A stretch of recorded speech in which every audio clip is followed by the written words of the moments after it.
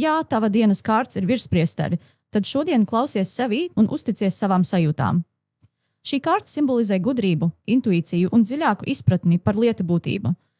Tā ir kā klusa, taču čukstoša balss, kas aicina apstāties un pajautāt sev, ko es patiesībā jūtu, ko es vēlos.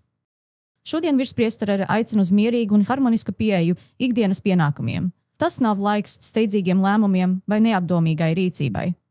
Piemēram, ja tu mājās saskaries ar kādu problēmu, nekāp uz ecēšām, bet padomā divreiz, meklējot dziļāku risinājumu.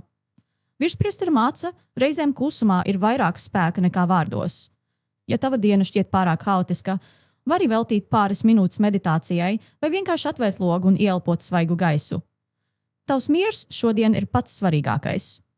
Darba vidē virspriestera aicina pievērst uzmanību detaļām un informācijai, kas nav acīmredzama.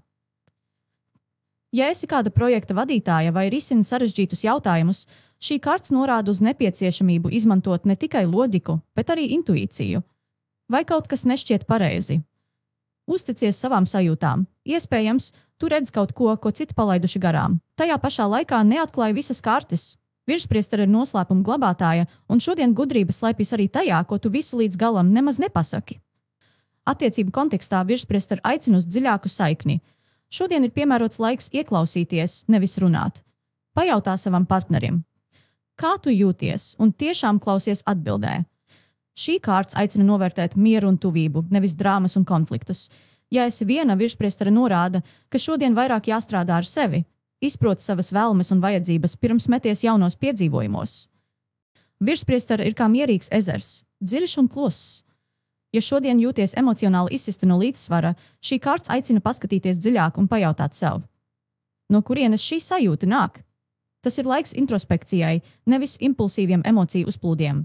Atceries, ka reizēm atbilde ir tieši tevī, nevis ārpasaulē. Tātad, ja tava dienas kārts ir virspriesteri, tā ir zīme, ka šodien nepieciešama iekšēja harmonija un gudrība. Klausies savās sajūtās, ieklausies citos un netiecies pēc tūlītējiem risinājumiem. Virspriesteri tev saka, tevī ir vairāk gudrības un spēka, nekā tu spēj iedomāties. Un atceries, reizēm klusums runā skaļāk par vārdiem.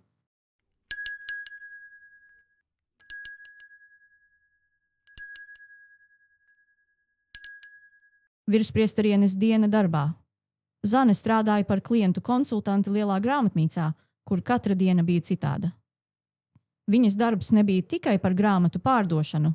Viņa bieži palīdzēja cilvēkiem atrast pareizo lasāmvielu, uzklausot viņu stāstus un intereses. Šorīt, pirms došanās uz darbu, viņa izvilka dienas kārti – virspriesterieni. Uz tās bija redzama sieviete ar noslēpumainu smaidu, sēžot starp diviem pīlāriem, un viņas klātbūtne izstaroja dziļumu un mieru. Kas nu būs šodien? Zane pie sevis nodomāja. Pusdienlaikā grāmatnīcā ienāca jauna sieviete, kura izskatījās nedaudz apmulsusi. Viņa lēni klīda starp plauktiem, taču Zane pamanīja, ka viņa neizskatās pēc tipiskas lasītājas, kas meklē konkrētu grāmatu. Pieklājīgi pasmaidījusi, Zane piegāja un vaicāja: vai varu jums palīdzēt? Sieviete sākumā vilcinājās, bet tad tomēr atbildēja: es nezinu, ko meklēju. Es vienkārši gribu atrast kaut ko, kas palīdzētu man tikt galā ar šo posmu manā dzīvē. Viņas balss bija klusa, un acīs bija redzams nogurums. Zane saprata, ka šī nebūs parasta klientu apkalpošana. Viņa nepiedāvāja konkrētu grāmatu, bet jautāja, vai jūs vēlaties kaut ko praktisku, kādu padomgrāmatu, vai varbūt kaut ko, kas palīdzētu vienkārši atpūsties un aizmirst ikdienas rūpes. Šie vienkāršie vārdi it kā atvēra klienta sarunai.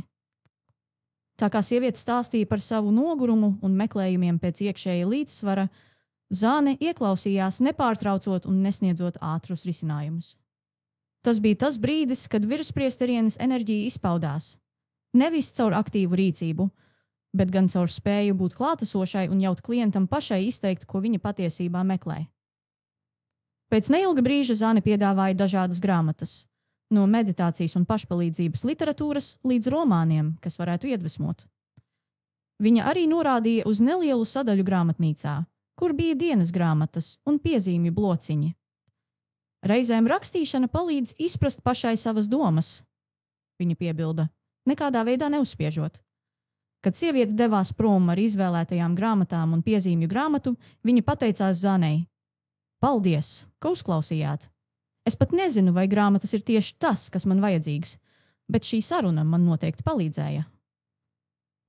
Vēlāk Zāne atcerējās virspriesterienes kārti un saprata, kā tā bija izpaudusies viņas dienā. Šī kārts nebija par aktīvu rīcību, bet gan par spēju būt intuitīvai un klātesošai, ļaujot citiem atrast savus risinājumus. Dažreiz vissvarīgākā prasme ir vienkārši uzklausīt.